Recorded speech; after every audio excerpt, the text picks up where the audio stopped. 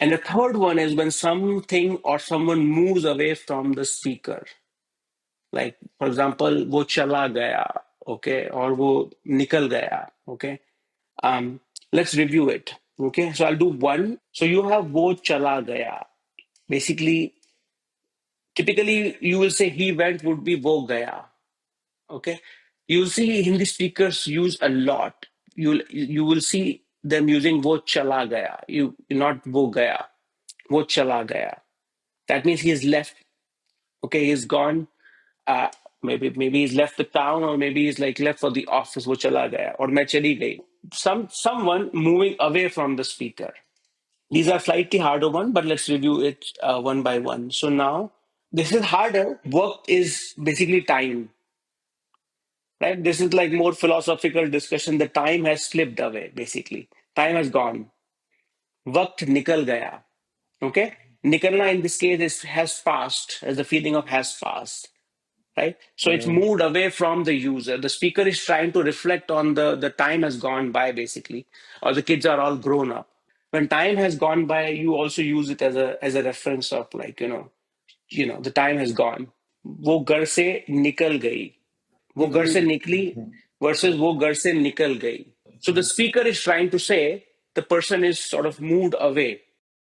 Without the jhana, it would be समय बीतता है. Unlike the previous sentences which are in past, this is in the present indefinite form, right? So समय बीतता है, you remove the na, and jana, you also said it in the present indefinite form.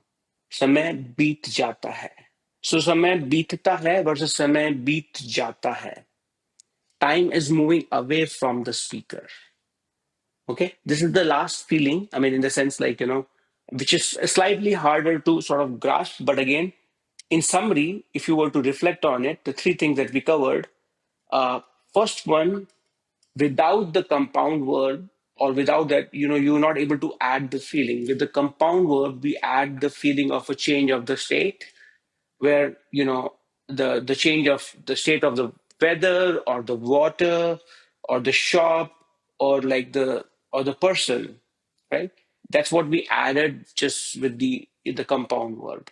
We added the feeling of completion or finality, right? The work got finished, the money got spent from not being spent, then the job that you got, which you didn't have before, let's say, situation that was different, but now it's changed. And the third one is the feeling of something or someone going sort of away or moving away from the speaker.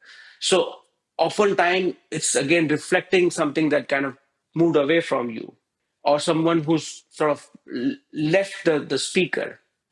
Left in not in the negative sense per se, but even if they've left for the job or like left for the work, moving away from the speaker. Someone left or has left, right? I mean, essentially, if maybe that's another way of looking at it. When will you say someone left versus when will you say has left?